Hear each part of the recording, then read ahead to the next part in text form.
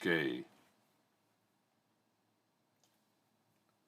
All right, added another stream marker. Here we are in Blackstone, Chapter 2 by Dazzlecat. And we're going to read this and uh, see how it goes. Chapter 2. Woof. The low bark, followed by a huge wet tongue sliding across his face, woke Fox.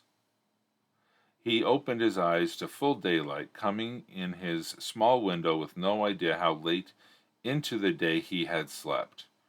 "Darnation!" he muttered and got up. He took care he took care to shave off the measly fuzz his face grew instead of a proper beard, and scrubbed himself clean before dressing in fresh clothes. Then he took each dog for a quick walk along the river bank, keeping up appearances while saying how the day is going on the docks was a tedious but necessary chore. With all that done, Fox locked his cabin door, then back stepped back up onto the dock. He left it up to Pepe and Juju to decide which of them would join him. Juju jumped onto the dock while Pepe crunched his way through his bowl of crumps and jerky, a mixture of clumps made of oats covered in honey brittle and small pieces of jerked meats. Crumps and jerky were rations made for traveling and as edible for dogs as it was for people. Juju had already gobbled down his. Fox started walking, then stopped. Sherry was coming down the dock toward him. She was carrying a basket that held only a nicely folded cloth. "Hello, Fox," she said with a smile, but did not offer her cheek. This was broad daylight on a busy dock. That would have been near scandalous and a clear sign that they were courting, which they most definitely were not. Instead, they were having a secret alliance. Fox arched a brow at her. This was not being very secretive. "Miss Crag-Jumper, how lovely to see you. I was wondering if you had any more of that ginger, night pepper, and hot bark," she said. His spices were, after all, his family business, even if grandfather was dead and only Fox was left. Footsteps came running down the dock. It was Timmy, running up to Shiri. "This ain't shopping, Siri," Timothy accused. "Mama needs the spices, Timmy," Shiri scolded him, "and Fox has them all." "Let's get to business, then," Fox told them before they could drag the day on with their arguing. He measured out the spices into paper satchels, took the coins from Shiri, then wished them both a good day shopping for the other things their mother wanted. The siblings left with Shiri, only able to smile goodbye to Fox while being tugged along by Timmy. Okay, and now we have what looks like a paragraph break here. This is good. Not a paragraph. This is a scene break. By doing that, this to me is a signal that okay, that scene is done. Now we'll move to the next scene. Okay, so that's an important thing to do. So let's talk about this first scene a little bit. Okay. Um, First, Fox was pronounced for the first time. Someone read it. Oh, am I Fawkex? That's how. Okay, is it supposed to be Forks or is it Fox? Because okay, it's pronounced Fox. Okay. All right. So here, um, a scene for a scene to be, it needs to be in one place, one time, and one perspective. Okay? If any of those three things change, it's a different scene. All right? So what we have here is we have uh, Fox waking up, and so this is a scene. Okay, a scene starts here with him waking up.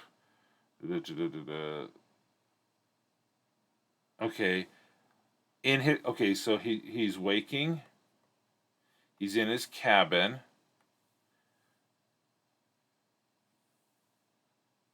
and then he goes down here, and and then um and then what we have here. Oh, sorry. Then what we have here is the conversation on the boat as well. Uh, one of the one of the recommendations is not.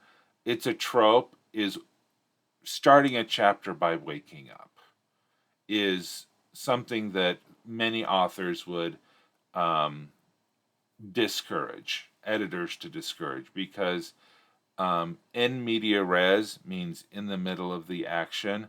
You could just start that up because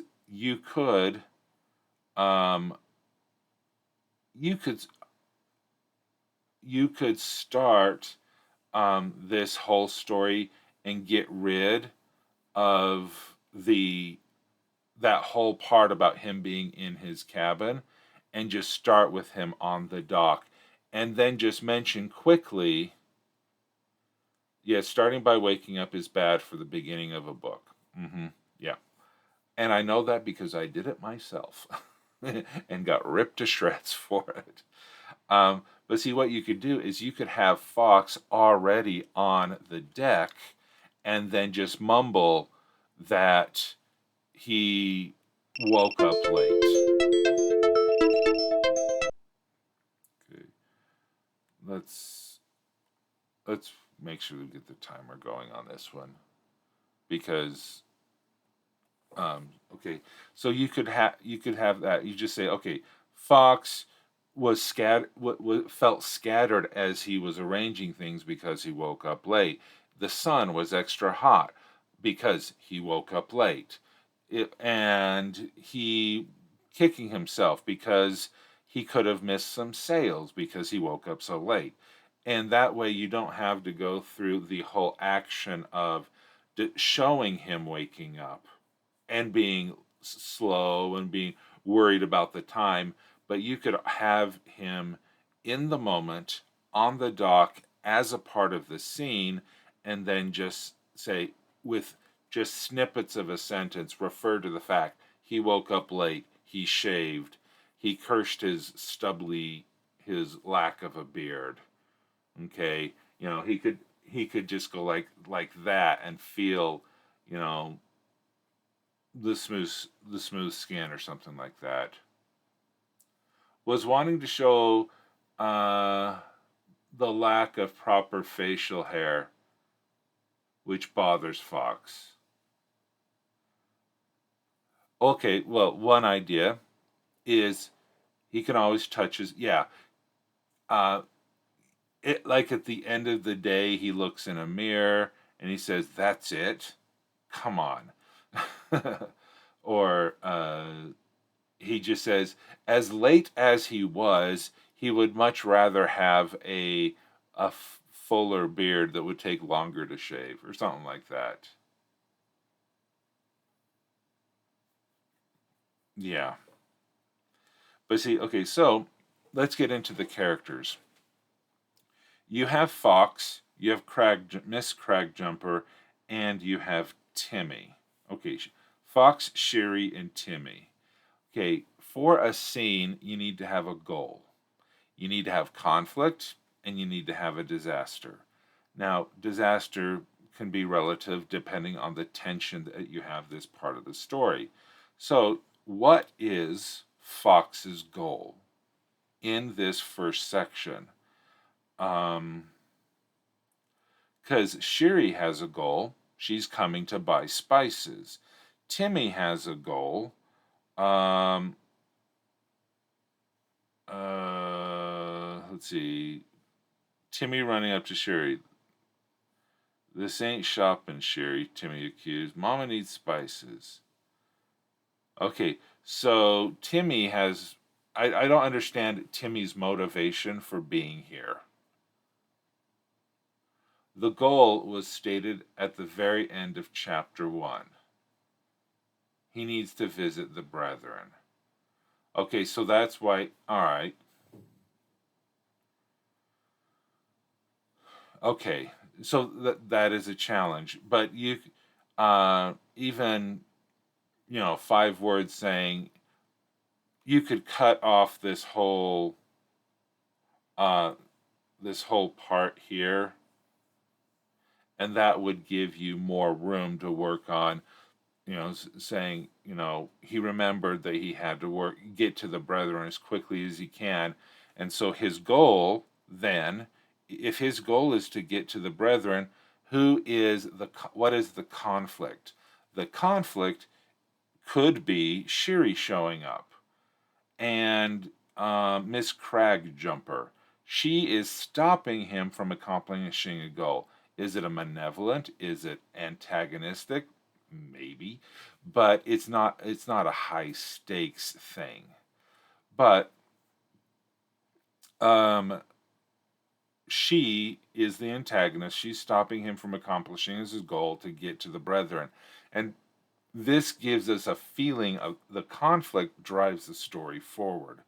And says, and how does Fox feel given his goal? How does Fox feel, and how does he feel about Shiri because she is stopping him from his goal? Is he tapping on his foot? Is he rushing to pour the spices? Is he not doing a good enough of a job folding the paper? He's rushing the stamps, stuff like that. He doesn't want to count out the proper change. He'd rather just give her the money, give her extra change just to get her out of here. Okay? And, is she dawdling? Is he frustrated with how long she's dawdling? So it's that kind of a conflict that would make it interesting and tell us more about the different characters. Is Fox an impatient person? Focus on that. Is Shiri someone who likes to push his buttons? Have him notice that about her. Okay? And Timmy, why is Timmy here? I don't understand why. If Timmy's here only to mention him later, you give a little bit more. Timmy, everyone needs to have a conflict, a goal conflict, and then what's the disaster?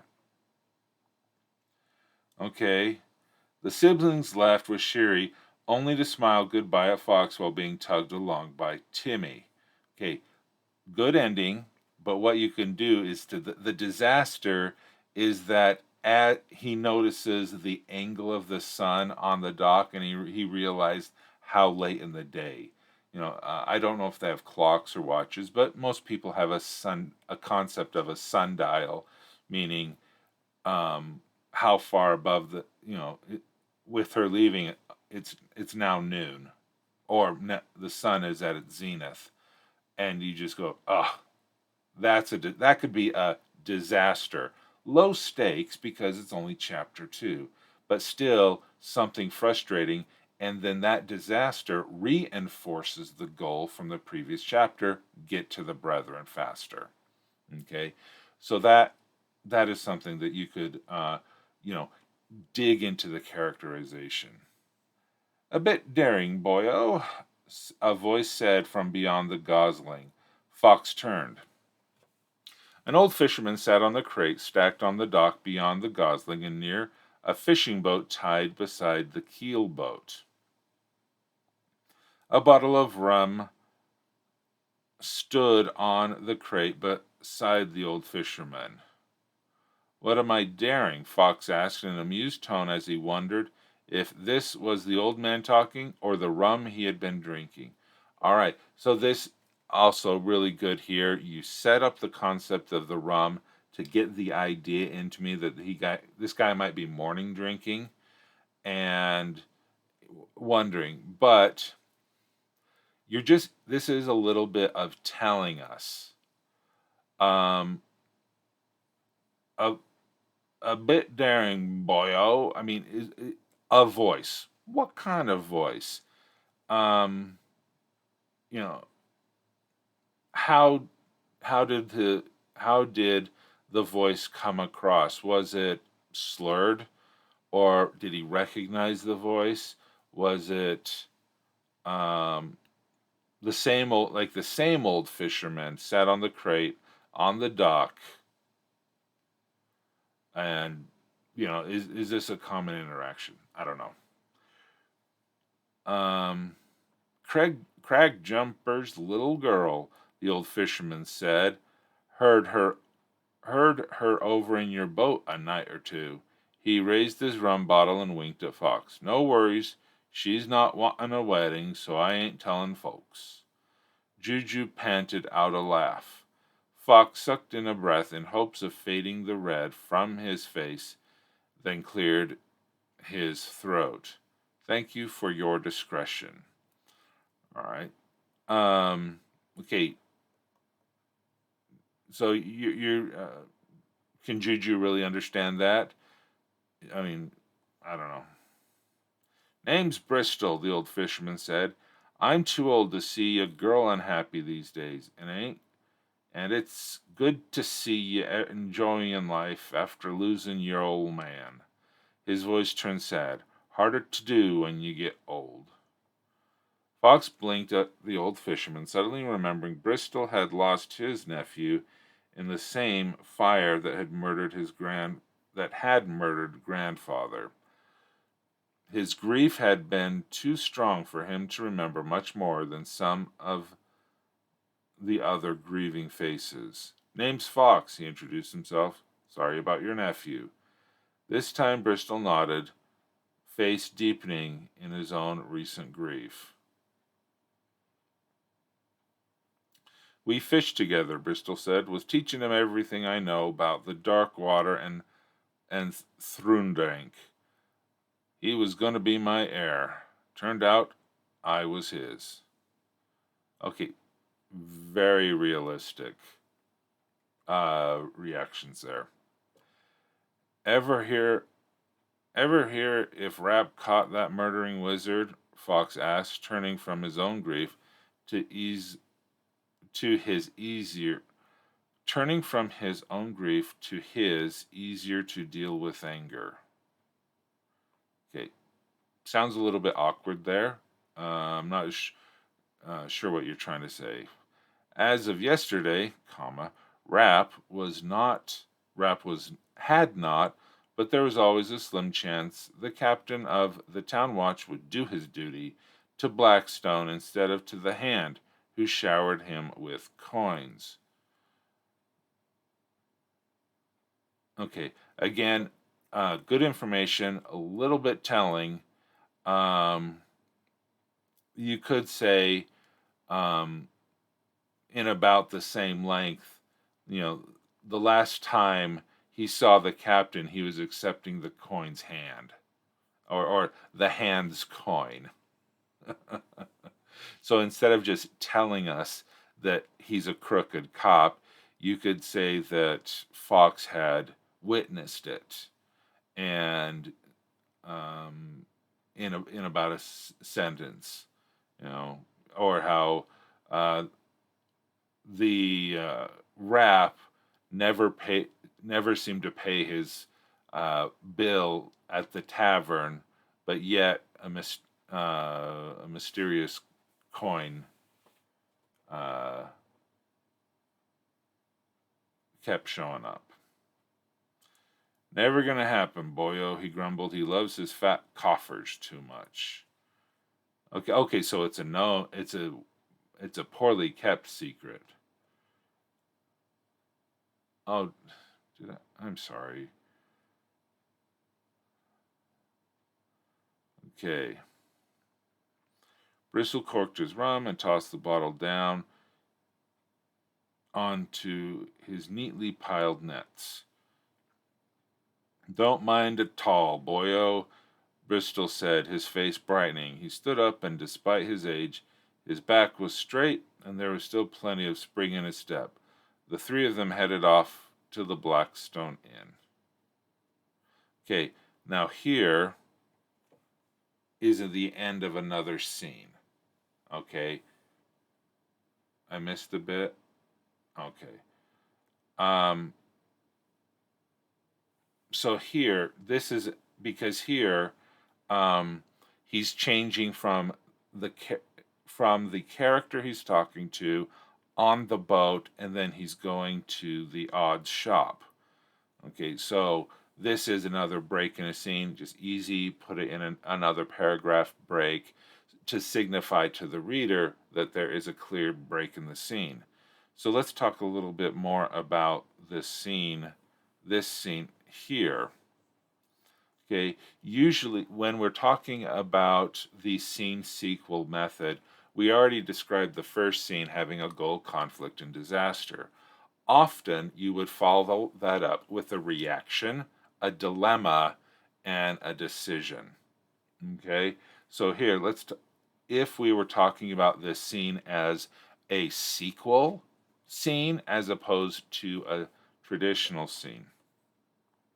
So here, what is the reaction Fox has? It seems, because we are talking here about Cragjumper's little girl, so that is a reaction to the events of the previous scene through the eyes of the assisted through the eyes of the Bristol. Okay, so, and what's the dilemma here? Well, to me, it sounds like the dilemma.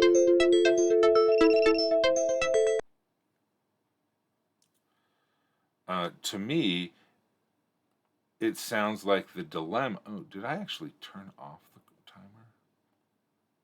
Okay.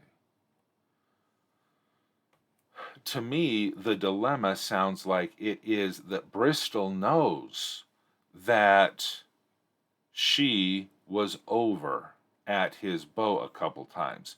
So this is good information. Where was that? Heard her over in your boat a night or two. So yeah, see that is a good thing, that of the dilemma that he's now facing, that he's not being careful enough with their secret rendezvous because Bristol, the other one, knows what's going on. So this could be a dilemma. Now, what is he going to do about it? What is the decision he's going to be making? Because we have the reaction where he's talking about the girl. We have the dilemma. Bristol knows that the girl is coming over. Now, what is his decision? Well, it sounds like his decision was nothing. Okay, he was. Okay, oh, oh, this is the part I skipped. Okay, I missed a bit. Okay, so the decision. Okay, he glanced at the sun still rising towards noon, then back to the old fisherman and his bottle of rum. "If you can stand to put away your rum for a while, I'm heading to the inn for a meal before getting down to the day's business. Wouldn't mind some company." Okay, yeah, all right. So his decision, because of this right here, his decision is he's going to let it go, and he invites the man to lunch, basically. So that is good to know as well. So we have the reaction, we have the dilemma, and we have his decision. So again, it's good because it's good to I'm a big fan of the scene sequel method because it helps me understand what actually has to happen in that scene. One place, one point of view, one time, and we need the goal, conflict, or disaster, or we need the reaction, dilemma, decision. And I'm looking at this sign I have up on my wall, uh, the sign reminding me of writing how to write the scene. So I would take that into consideration as well. So yeah, good stuff. Okay, sorry.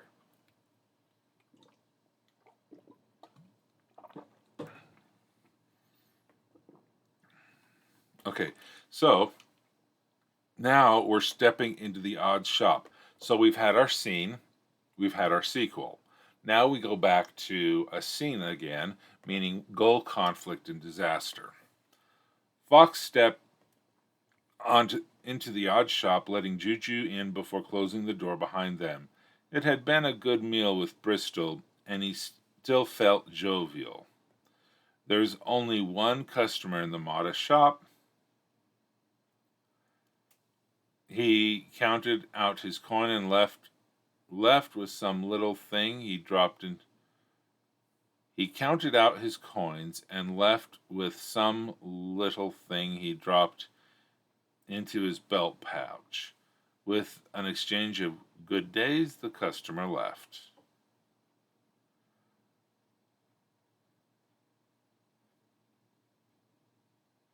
Okay.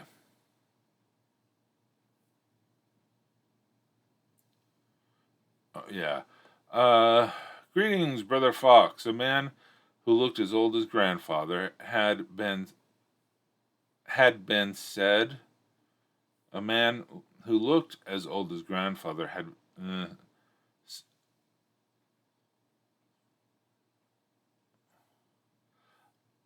I would probably okay. Greetings, Brother Fox, and I would probably just put a period, and then a man who looked as old as grandfather,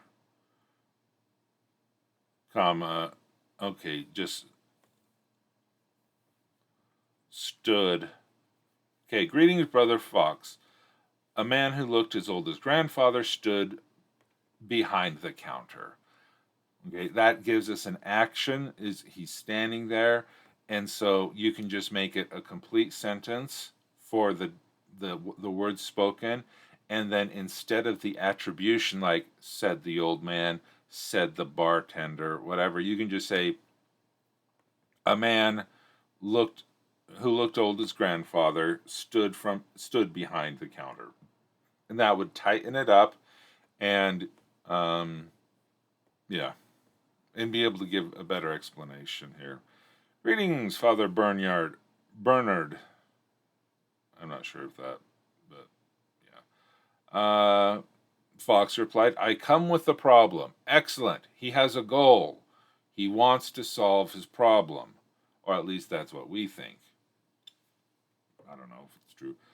We are still waiting to hear. He counted, supposed to be the customer. Okay. We are still waiting to hear back from Margar Masterhouse about you claiming your grandfather's vaults. Father Bernard said in a patient tone. This was not the first time he had said that to Fox.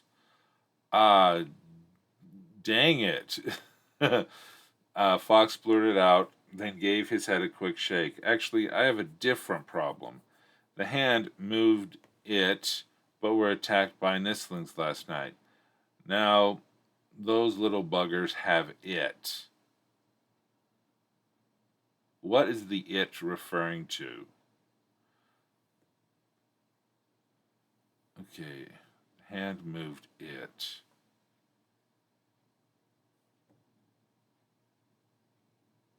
I mean, the only thing that the only thing they've been talking about is grandfather's vaults. So did the hand steal his grandfather's vaults?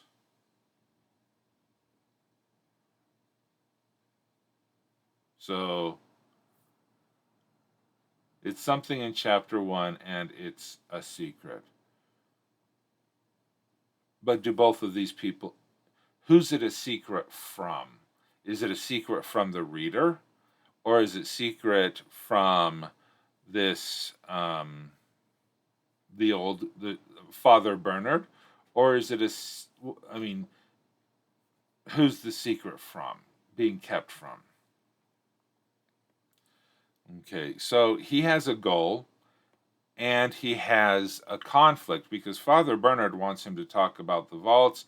He has a different problem. So there's conflict there. That is good. Okay. See, it doesn't have to be a huge world-ending conflict every single scene. It just needs to be something that's stopping him from making his goal. His goal is to get a deal with about the hand dealing with something, but Father Bernard has a goal of getting him to claim his father's vault. Therein, a friendly conflict, but a conflict nonetheless that can help drive it forward. Nislings attack the town. The town watch isn't riled up. Okay.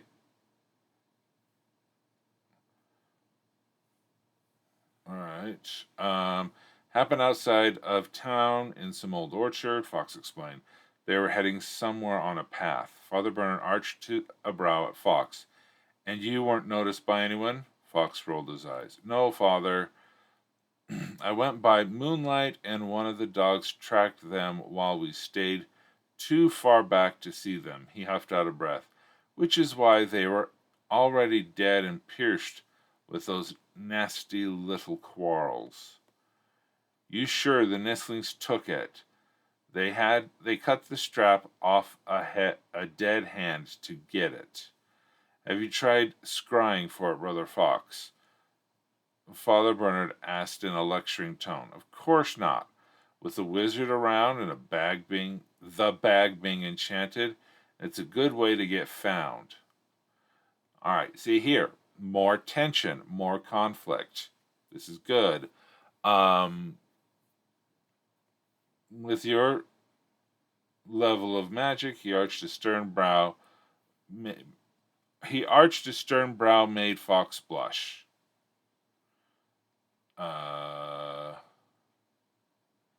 And made Fox flush, or that made Fox flush, because that is okay to have if it, yeah.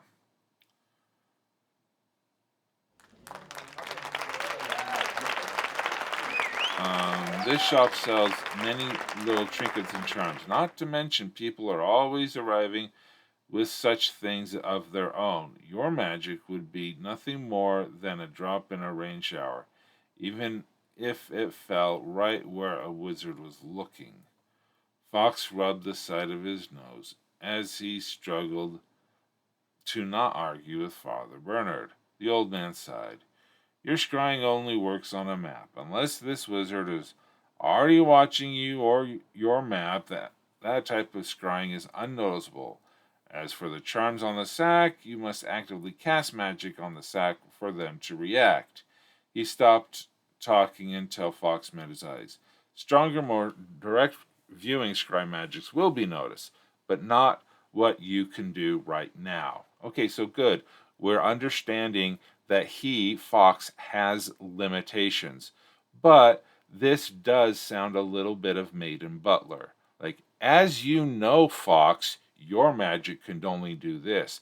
As you know, Fox, this magic can do this. This sounds a little bit of info dumpy or condescending in the way that it's being described. So I would have a little bit of, well, why don't you scry with your map? I couldn't scry with a map. They would have noticed. No, they wouldn't.